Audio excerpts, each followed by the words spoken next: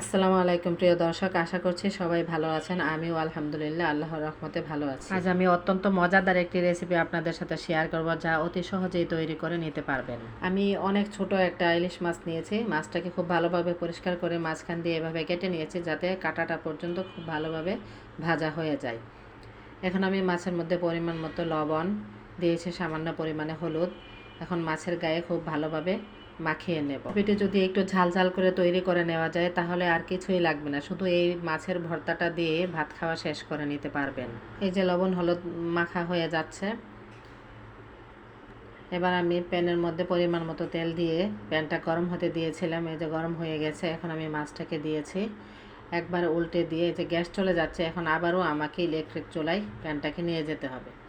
যে চলে এলাম ইলেকট্রিক চুলায়। এখন মাছটাকে উল্টে দিয়ে এখন এই প্যানের মধ্যে আমি মাছের সাথে পেঁয়াজ রসুন আর মরিচগুলোকেও ভেজে নিব। আমার মতো আপনারাও একবার ট্রাই করে দেখবেন, খেতে অনেক মজা হয়। পেঁয়াজ রসুনগুলো দেওয়া হয়ে গেছে, এবার এগুলোকে আমি একটু বাদামি কালার করে ভেজে নিব। চাইলে কিন্তু আমরা সব মাছেরই ভর্তা এইভাবে তৈরি করে নিতে পারি। আলাদা আলাদা টেস্ট হবে, কিন্তু সব মাছ দিয়ে ভর্তা তৈরি করা যায়। ছোট ছোট একটা মাছ আছে চান্দা মাছ, এই মাছেরও কিন্তু ভর্তা তৈরি করা যায়। ওইটা পাটায় বেটে নিয়েই করতে হয়। আর এই বড় মাছের ভর্তাগুলো পাটায়ও বাটা যায়, আবার হাতেও মেখে নিয়ে ভর্তাটা করা যায়, অথবা বাটনায়ও বেটে নিয়ে ভর্তাটা তৈরি করা যায়, ব্লেন্ডারেও করা যায়। যার যেভাবে ইচ্ছা সেইভাবে করে নিতে পারেন। তবে এই ভর্তাটি খেতে অনেক মজা হয়। যাই হোক, এই যে ভাজা হয়ে গেছে, আমি নামিয়ে নিয়েছি। এবার মাছের কাঁটাটা বেছে নিয়ে পাটায় চলে যাব। যে কাঁটা বাছা হয়ে গেছে, এখন আমি শিলপাটার সাহায্যে মরিচগুলোকে আগে বেটে নিব, তারপরে মাছটাকে বেটে নিব। শুকনা মরিচ আর কাঁচা মরিচ দুটোই আমি একসাথে দিয়েছি। দুই ধরনের মরিচ একসাথে দিয়ে ভর্তাটা তৈরি করলে কাঁচা মরিচের সুন্দর একটা ভাজা ভাজা ফ্লেভার পাওয়া যায়।